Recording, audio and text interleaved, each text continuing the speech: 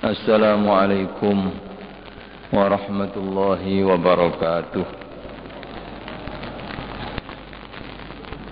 Alhamdulillah, wassalatu wassalamu ala rasulillah wa ala alihi wa sahbihi wa mawalah, wa la hawla wa la quwwata illa billah. Amma ba'd. Al-Fatiha li salamati dinina ودنيانا وأخرانا بنية الدعاء والقبول برضاء الله تعالى. الفاتحة. بسم الله الرحمن الرحيم. الرحمن الرحيم. إياك نعبد وإياك نستعين.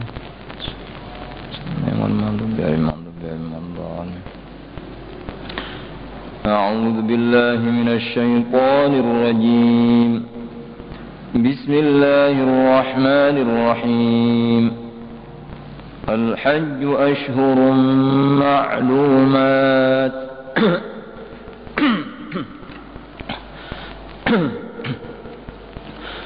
فمن فرض فيهن الحج فلا رفث ولا فسوق ولا جدال في الحج وما تفعلوا من خير يعلمه الله وتزودوا فإن خير الزاد التقوى واتقون يا أولي الألباب. صدق الله العظيم. Para bapak, ibu-ibu dan saudara-saudara, para jamaah pengajian di Masjid Jami' yang dirahmati oleh Allah. Salah satu di antara ibadah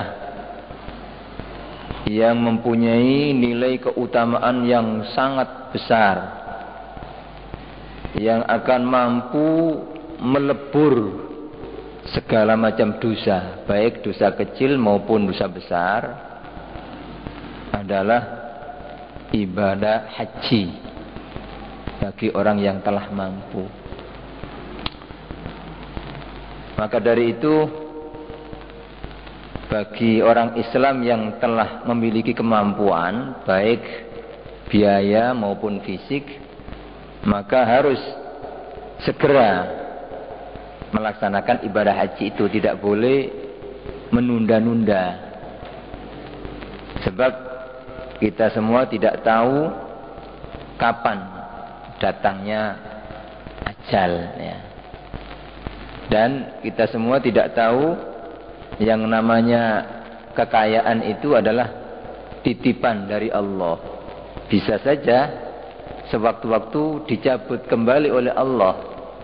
Orang harus takut di saat dia sudah diberi kekayaan, yang salah satu di antara tujuan orang itu dititipi kekayaan oleh Allah adalah untuk menunaikan ibadah haji. Jangan sampai terus orang merasa eman, keberatan, menunda-nunda. Iya, kalau dia tahu bahwa kekayaan itu akan tetap dan umurnya masih bisa tetap. Nah, kalau dia menunda-nunda terus keburu kedahuluan mati, atau tahu-tahu kekayaannya dicabut oleh Allah, nah, ini akan punya utang. Berbeda kalau orang itu memang tidak mampu, sampai mati memang tidak dosa karena tidak mampu. Tapi kalau orang sudah pernah mampu, terus tidak segera melaksanakan, tahu-tahu berubah keadaannya menjadi tidak mampu, ini tetap, ya, punya kewajiban atau punya utang. Jadi sampai kapan saja dia punya utang kewajiban haji. Apalagi kalau sampai kedahuluan mati, na'udzubillah min dzalik. Jadi ada ancaman-ancaman yang sangat keras, ya, dari Nabi Muhammad sallallahu alaihi wasallam. Dalam sebuah hadis disebutkan, man malaka zadan wa rahilatan thumma lam yahujja fala alaihi an yamuta insya'a yahudiyan wa insya'a nasraniyan. Kata Nabi, barang siapa yang telah memiliki bekal atau telah bisa menyewa kendaraan yang atau membayar ongkos Ya.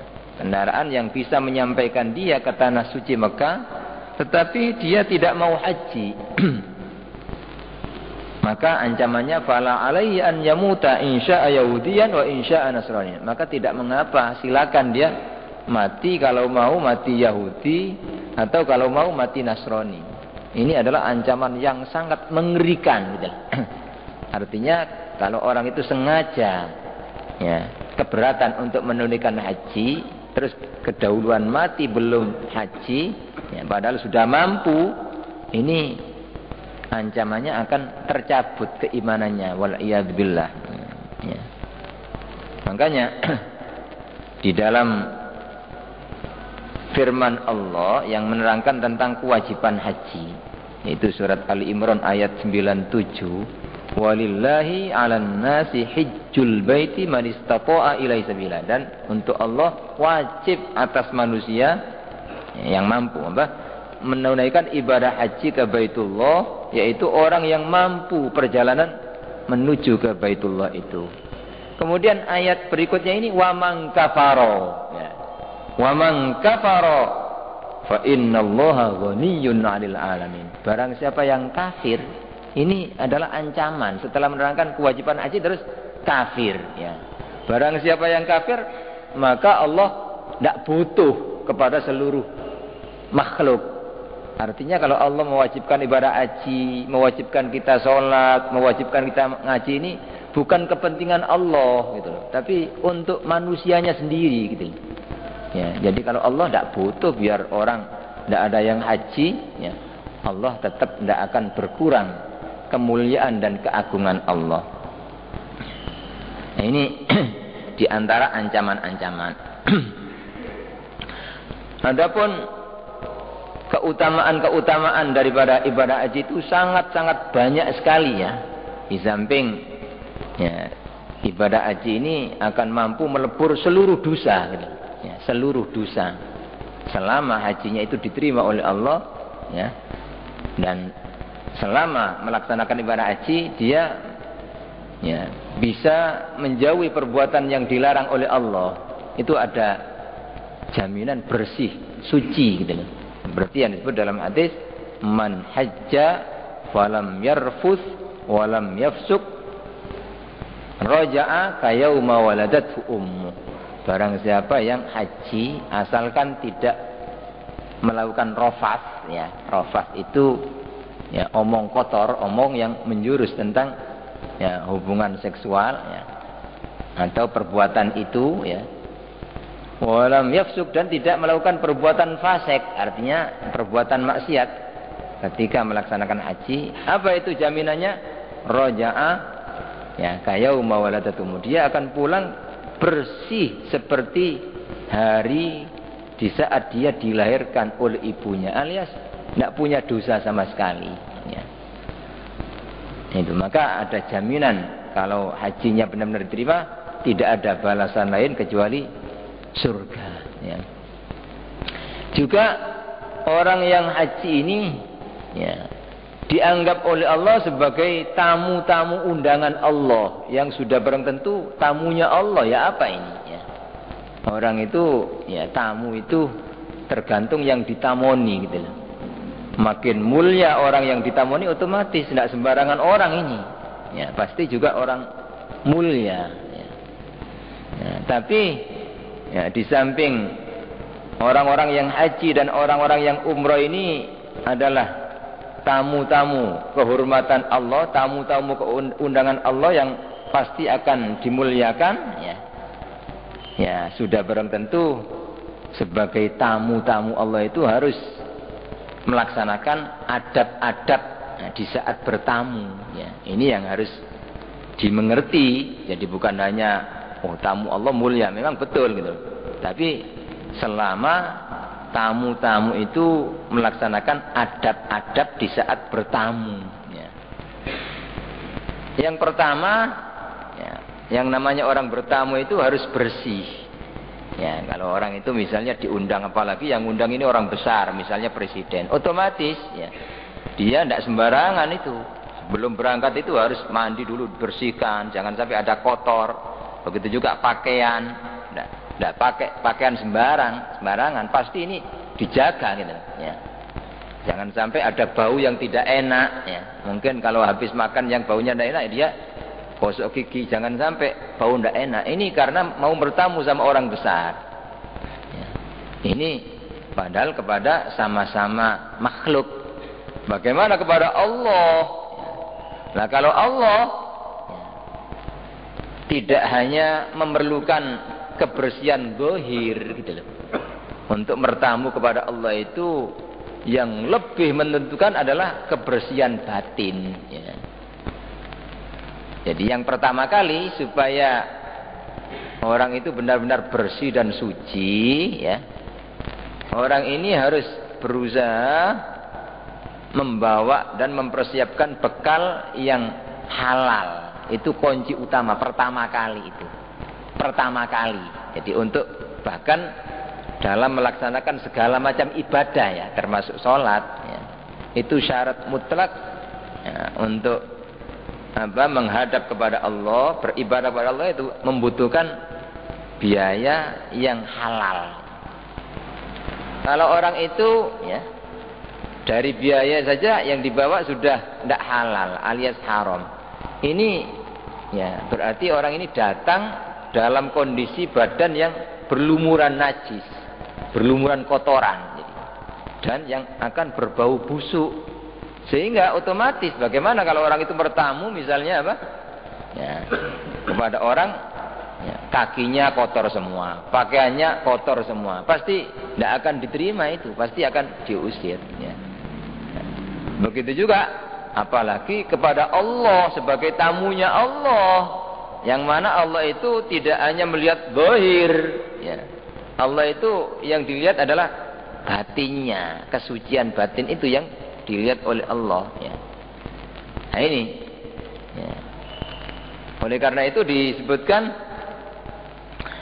ya, kalau orang itu melaksanakan ibadah haji, biaya yang digunakan dari harta yang haram ya. Bekal yang dibawa dari yang haram, ini ada kepastian tidak akan diterima sudah. Bagaimanapun saja diusahakan ya ditolak ya. Disebutkan wa idza labba inda ihrami yaqulu lahu subhanallah. Kalau dia ini ketika ihram ya, kan sunnah ketika sudah nyandang ihram karena sudah persiapan mau niat ihram haji karena sudah mendekati miqat ya, batasan untuk niat pakai pakaian ihram.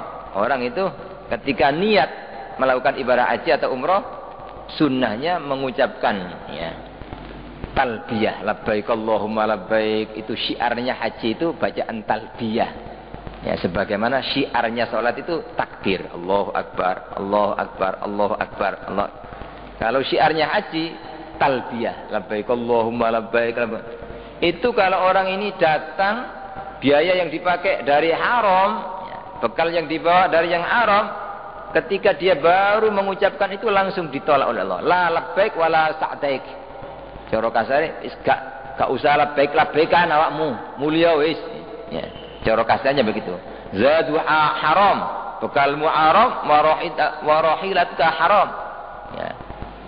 Kendaraanmu artinya ongkos kendaraanmu haram, muhajjuka ghairu mabrur.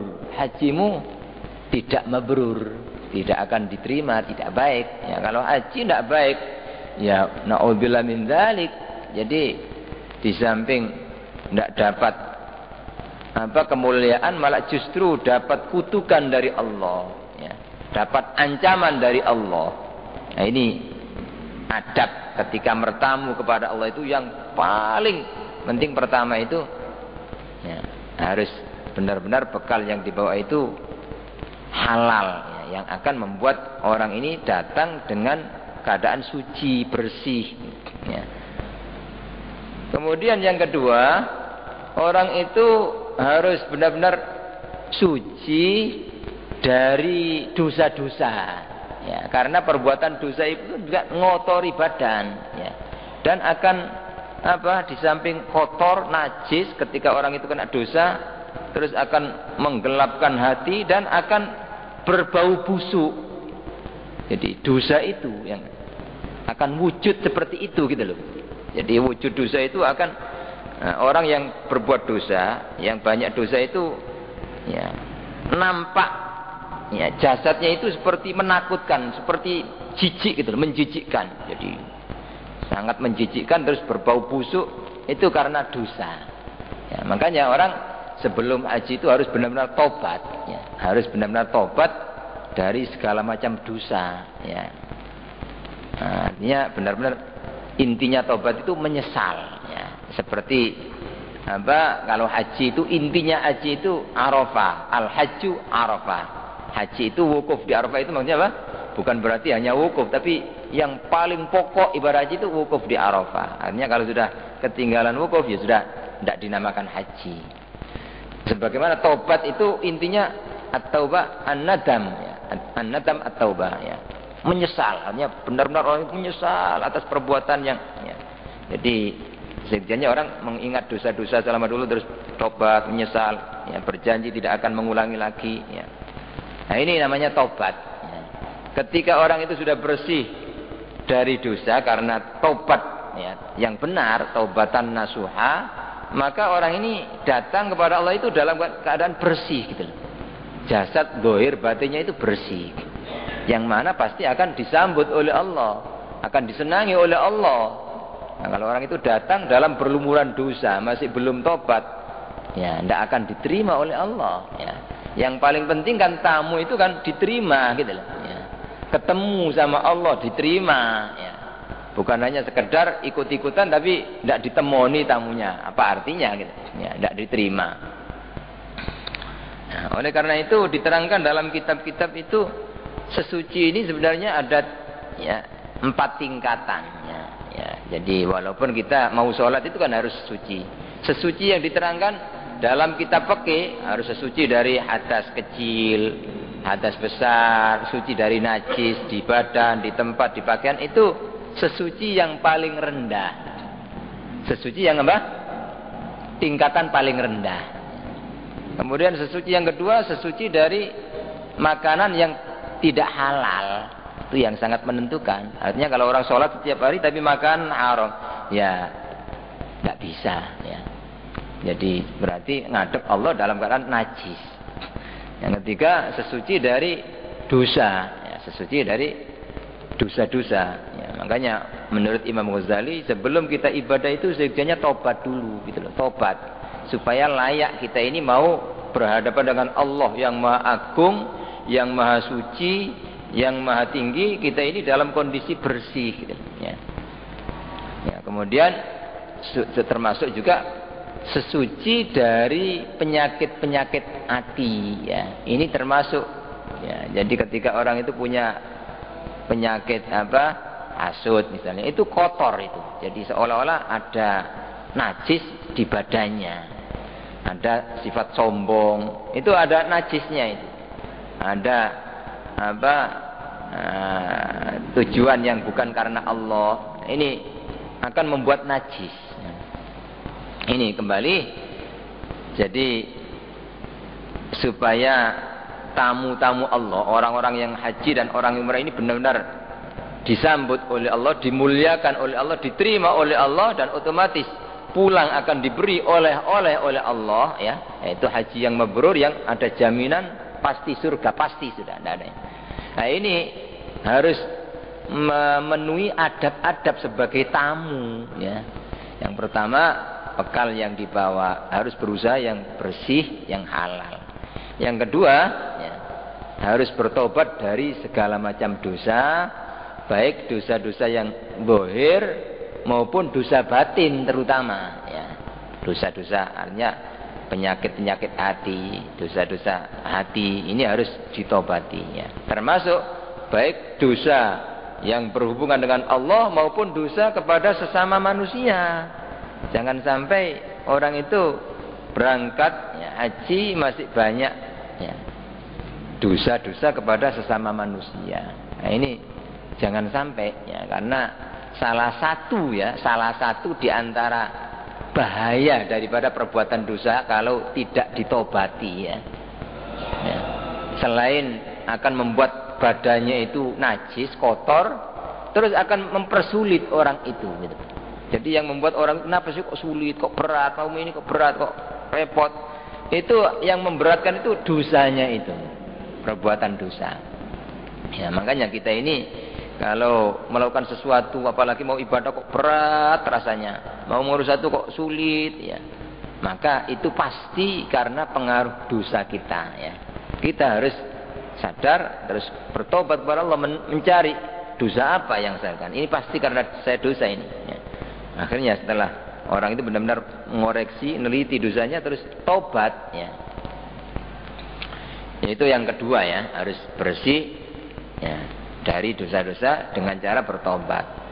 Kemudian yang ketiga ya, supaya benar-benar orang itu bersih ya ketika menghadap kepada Allah dan akan diterima oleh Allah, itu harus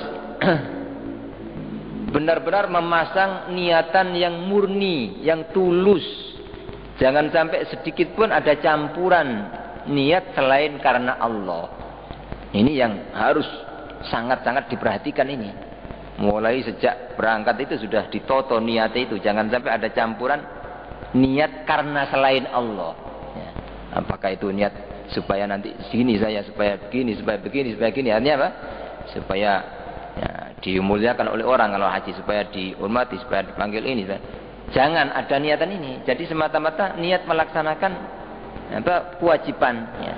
Sebagai orang Islam haji karena sudah mampu, niat melaksanakan rukun Islam, menyempurnakan rukun Islam, niat ingin meningkatkan iman, meningkatkan ibadah di tanah suci Mekah, karena satu-satunya kesempatan ibadah di Mekah, di tanah haram Mekah. Jadi di Mekah itu memang ada kekhususan ya. Kalau di selain Mekah ini tidak ada istilah tanah haram ya. Tapi kalau di Mekah itu ada tanah haram Mekah, yang mana tanah haram Mekah ini punya nilai keutamaan yang besar kalau melakukan ibadah. Jadi ibadah sekali, apakah itu sholat, dinilai oleh Allah seperti sholat 100.000 kali. Satu kali sholat itu apa? Ya. Lebih baik daripada 100.000 kali sholat di masjid yang lain ya, selain Mekah Madinah. Ya, kalau di Masjid Nabawi ya, satu kali sholat ya, 1000 kalinya di tempat yang lain. Tapi kalau di Masjidil Haram dan sekitar tanah haram, bukan hanya di masjid saja ya, umumnya maktab-maktab ya, yang ditempati oleh jamaah haji itu masih dalam lingkungan tanah haram ya. Sehingga sholat di situ pun apa, walaupun bukan di Masjidil Haram, mendapatkan kelipatan seperti itu gitu. Begitu juga orang sodako sekali itu dinilai seperti sodako 100.000 kali lipatnya. Orang baca Quran sekali seperti baca Quran 100.000 kali lipatnya. Orang baca zikir sekali seperti baca zikir 100. Ini yang harus menjadi pendorong saya harus haji, itu yang dituju. Jangan hanya kepingin, kadang-kadang kan ada orang haji supaya engkau lek mulai begini, supaya dihormati orang, supaya nanti ya tambah sugih. Kadang-kadang orang tujuan begitu supaya lancar rezekinya, supaya jangan sampai diniati itu gitu loh. Kalau masalah dunia ini ya sudah Allah yang ngatur. Artinya kalau orang itu niatnya akhirat, pasti dunianya katut gitu loh. Ya. Tapi kalau orang itu niat dunia, akhiratnya gagal ya. Atau campur gitu loh. Ya niat akhirat, niat dunia, akhiratnya kalah ya. Jadi dunia itu yang dimaksud dalam Al-Quran, man kana yuridul akhirata nazid lahu fi hartih ya. Man kana yuridu hartal akhirati nazid lahu fi hartih. Barang siapa yang menginginkan tanaman akhirat, maksudnya keuntungan akhirat, melakukan apa saja yang itu akhirat, kepingin pahala, kepingin ridho Allah, kepingin mendekatkan diri Allah, itu apa? Akhirat. Nazid lahu fi hartih, maka kami tambah keuntungannya. Di samping dapat keuntungan dunia ya, keuntungan akhirat pasti dunia ya. Kemudian yang kedua ya, lanjutannya ayat ini, wa man kana yuridu harsad dunya nu'tihi minha wa ma lahu fil akhirati min nasib.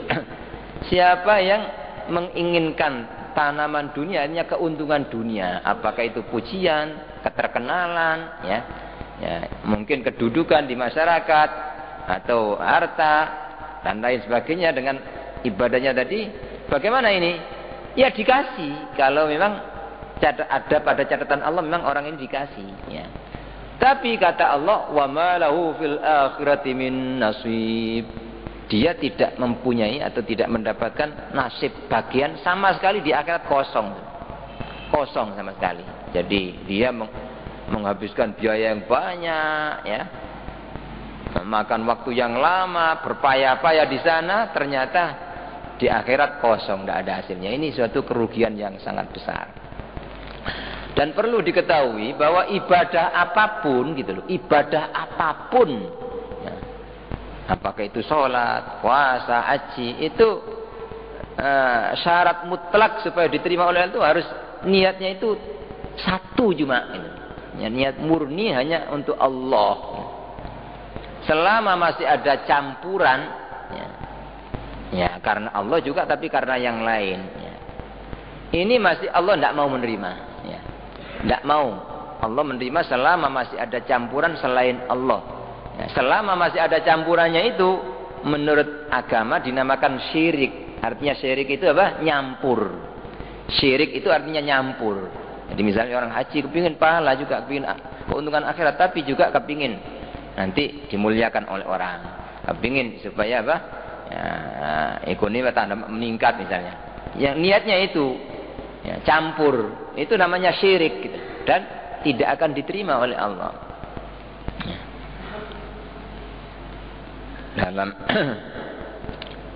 salah satu pernah Nabi itu ditanya, ada beberapa riwayat, ya. Ada orang mengatakan, kanjeng Nabi, saya ini melakukan satu amalan, ya. Saya kepingin dapat ridho Allah karena Allah, tapi sedikit.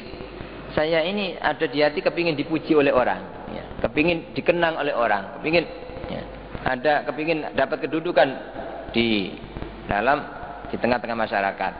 Ya apa ini? Tapi saya punya niatan untuk Allah, ya.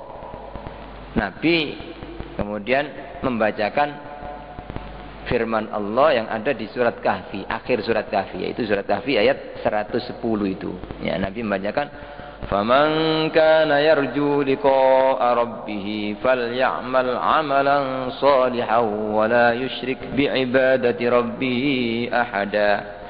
Kata Allah, "Faman kana yarju liqa'a Allah." Barang siapa yang mengharapkan ketemu Allah.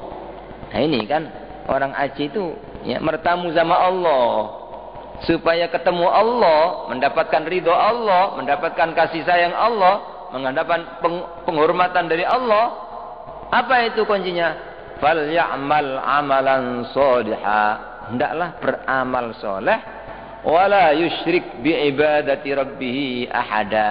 Dan jangan mencampur. Artinya syirik itu mencampur dengan ibadah kepada Tuhannya, itu mencampur ahadan, sesuatu yang lain, ya, mungkin ya karena Allah juga karena manusia, karena Allah juga karena dunia. Ini namanya apa? Yusyrik, ya. Berarti selama masih ada campuran, ya tidak akan diterima oleh Allah karena ayat ini, ya. Oleh karena itu sesuatu yang paling dia khawatirkan oleh Nabi terhadap umatnya ini justru orang ibadah, ya, Mbak, syirik, ya, syirik kepada Allah. Yang dimaksud orang ibadah bukan karena Allah, ya. Dalam sebuah hadis Nabi bersabda, "Akhwafu ma akhafu ala ummati asyirku billah." Sesuatu yang paling aku khawatirkan terhadap umatku adalah syirik kepada Allah. Kemudian beliau melanjutkan ayat, "Ama innila aqulu ya'buduna syamsan wala qamaran wala wasanan walakin ya'buduna ghairallah ya'buduna li ghairillah." Kata Nabi, yang saya khawatirkan ini bukan umatku nyembah patung, nyembah matahari, nyembah bulan, bukan itu, ya. Tapi yang saya maksudkan, yang saya takutkan syirik kepada Allah itu orang ibadah bukan karena Allah, bukan murni karena Allah, ya. Bukan murni karena Allah, itu dinamakan syirik, ya. Dalam hadis qudsi Allah berfirman, "Ana aghnal aghniya'i 'anil syirki," kata Allah. Aku ini adalah zat yang paling kaya dari sekutu. Artinya tidak butuh sekutu, tidak butuh dicampuri siapa-siapa. Karena yang berkuasa itu hanya Allah satu, yang menciptakan, yang ngatur, yang ngurus, yang ngasih rezeki, yang menyelamatkan, yang muliakan orang, yang menjauhkan dari bala, yang membahagiakan. Allah tok.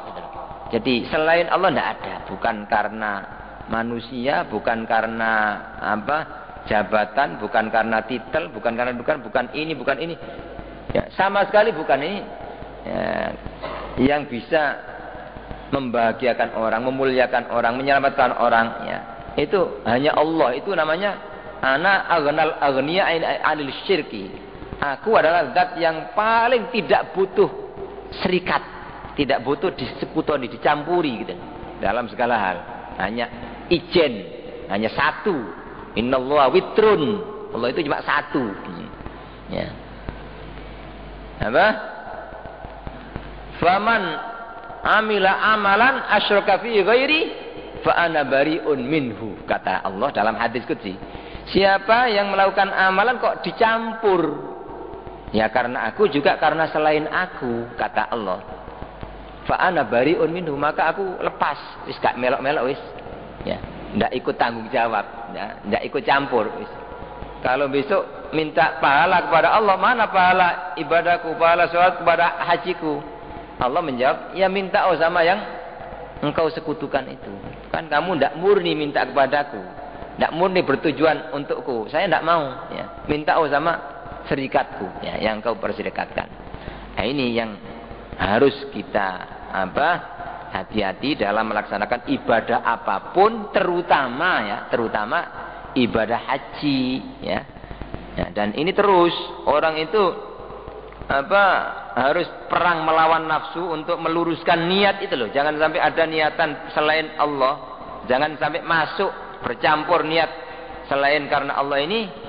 Itu bukan hanya ketika mau berangkat kok, bukan gitu loh. Ya, seperti kita ini mau berangkat mungkin sudah noto niat, tapi kadang-kadang di tengah jalan ada berubah. Kadang-kadang kita bersihkan lagi, enggak, saya karena Allah bukan kepingin ini, bukan ya. Ketika dilihat orang, ada orang yang banyak melihat, ada perubahan sedikit hati, saya. Nah ini harus dibersihkan lagi gitu loh.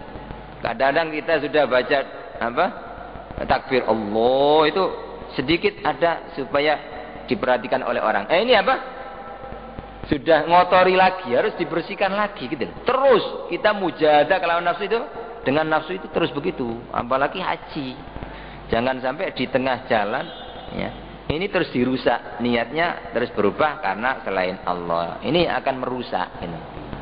Ini yang harus kita hati-hati, ya. Apalagi di dalam sebuah hadis Nabi Muhammad sallallahu alaihi wasallam bersabda, ya'ti 'alan nasi zamanun yahijju aghniyahum lin-nuzha wa usatuhum lit-tijarah wa fuqara'uhum lil-mas'alah, katanya.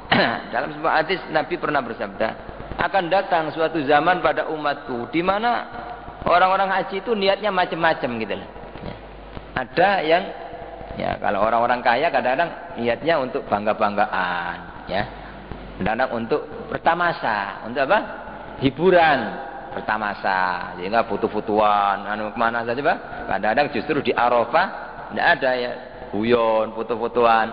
Nah ini kata Nabi ini 1400 tahun lebih yang lalu sudah mengisyaratkan akan datang satu zaman di mana ya, umatku itu haji, ya, terbagi tiga katanya. Ada orang-orang yang kaya itu haji hanya ya bukan mulus karena Allah, hanya niat ya, kepingin senang-senang, kepingin bertamasa, kepingin cari hiburan, kepingin cari keterkenalan, ya. Terus yang kedua katanya wa usatum litijaro. Ada orang yang haji itu untuk dagang, ya. Ya, apakah memang benar-benar dagang atau untuk kepentingan supaya nanti setelah pulang laris dagangannya, ya. Termasuk ya. Wa fuqara'um lil mas'alah. Ada lagi orang yang niat haji itu ya dari kalangan orang fakir, minta-minta di sana, minta bantuan, minta. Nah ini peringatan dari Nabi supaya orang ya terutama bapak-bapak, ibu-ibu yang jamaah yang beberapa hari lagi ya mau berangkat ya ke tanah suci Mekah Madinah itu Ya, di samping harus berusaha tobat dari segala macam dosa, terus berusaha meluruskan niat.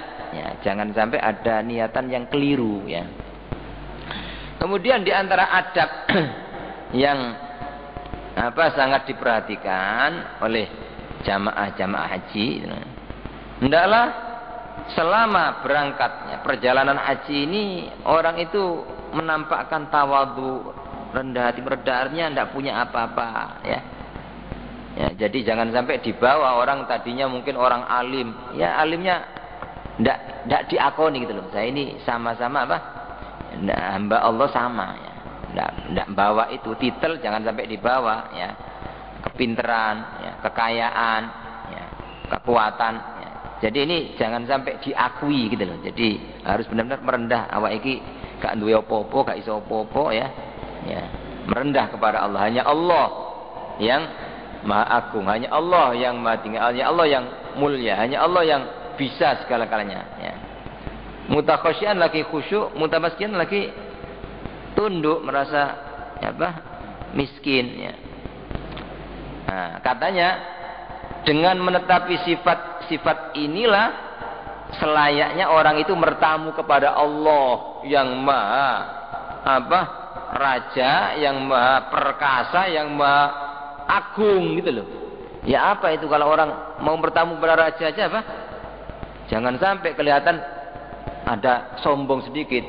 Masuknya sudah tidak menghormati, terus duduknya tidak sopan. Jangan sampai gitu loh. Nah ini bertamu kepada Allah, raja dari semua raja yang berkuasa pada menguasai seluruh makhluk. Itu yang akan ditemoni gitu loh. Jadi orang harus benar-benar merendah. Jangan sampai sedikit ada sombong karena dia mungkin merasa lebih pintar daripada yang lain. Ya, sehingga ada sedikit sombong, meremehkan orang. Kadang-kadang dinasihati oleh orang, ya, tidak mau, diperingatkan, marah. Nah, ini sombong, ya, sombong. Ya. Mungkin karena dia merasa lebih kaya. Jangan sampai terjadi ini karena kekayaan, kepinteran, kekuatan apapun ini bukan milik kita, ini miliknya Allah. Jadi bukan milik kita, ya. Nah ini sebagaimana yang dicontohkan oleh Nabi kita Muhammad sallallahu alaihi wasallam dalam hadis, beliau bersabda, "Innamal hajju asy'atsu aghbaru." Ya.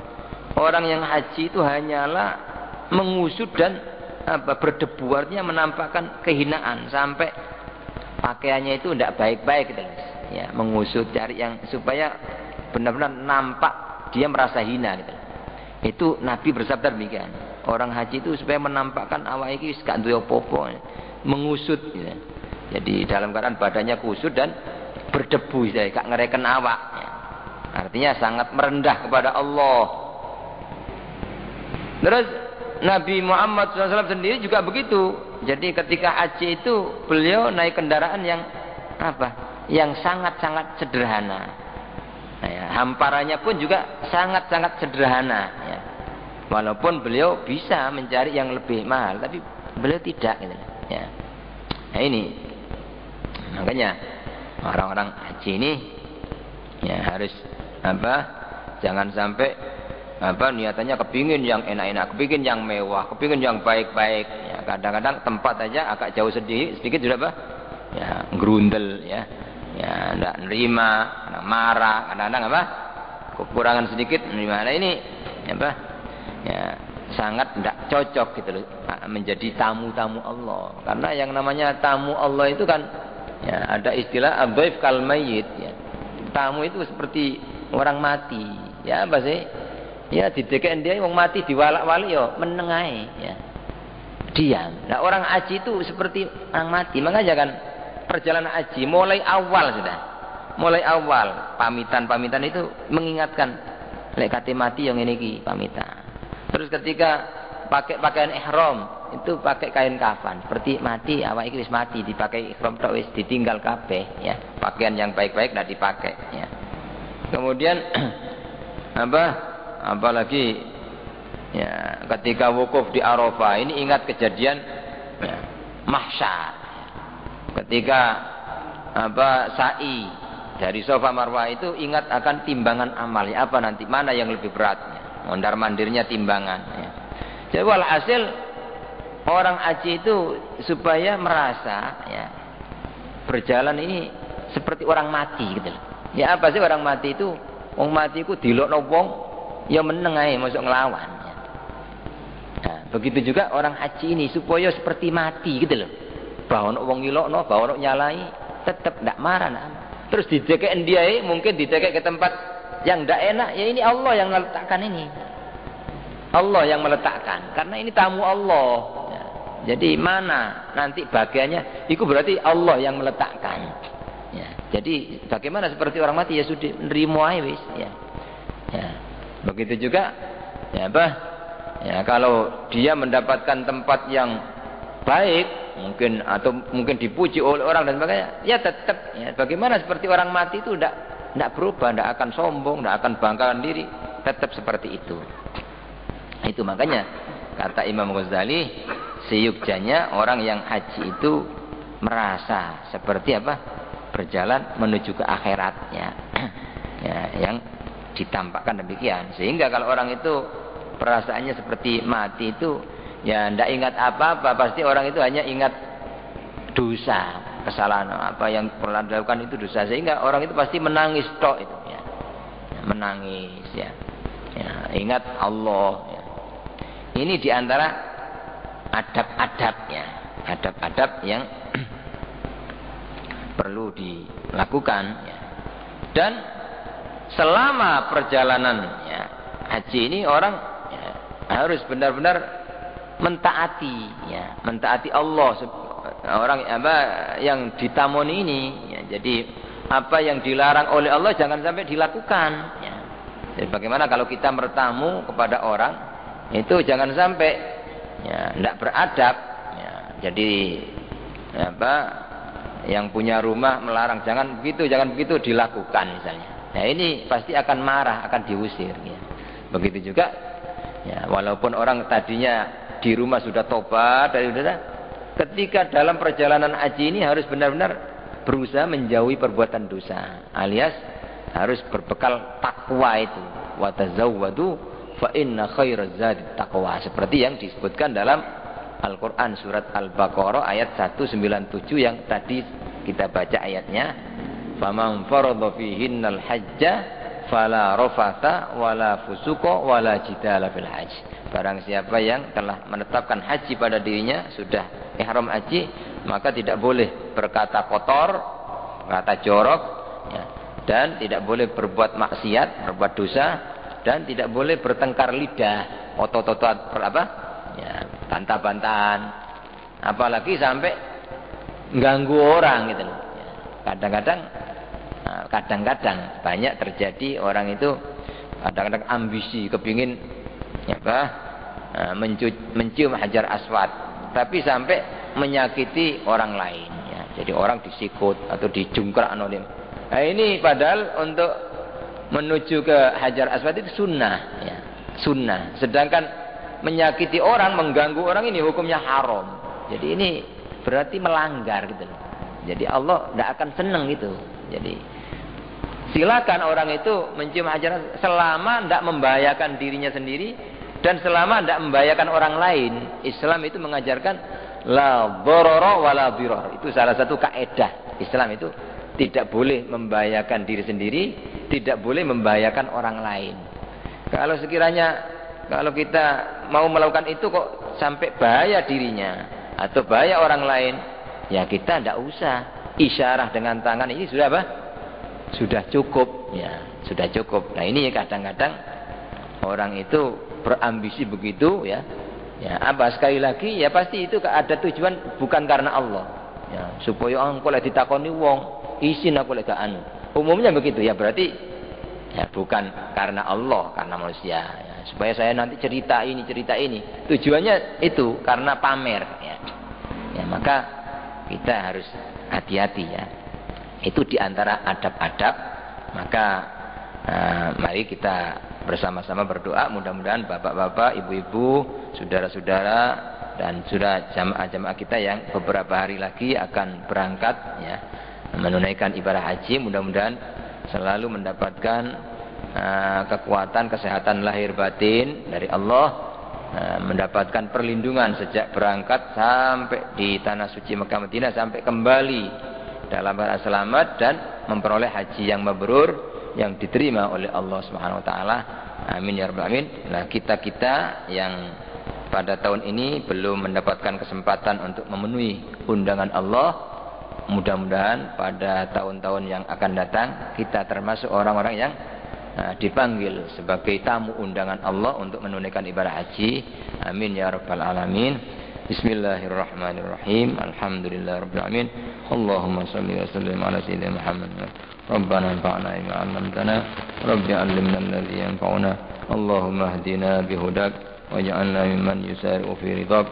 Allahumma arzuqna wa ahlana wa auladana annana wal hujjat wal mu'tamirin hajjan mabrura wa sa'yan mashkura wa dhanban maghfura wa amalan salihan maqbula wa tijaratan lan tabur ya 'alima ma fi sudur akhrijna wa iyyahum min adh-dhulumati ila an-nur bi rahmatika ya arhamar rahimin.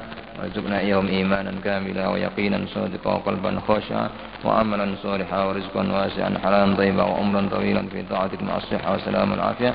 warzuqna iyyahum husnal khatimah.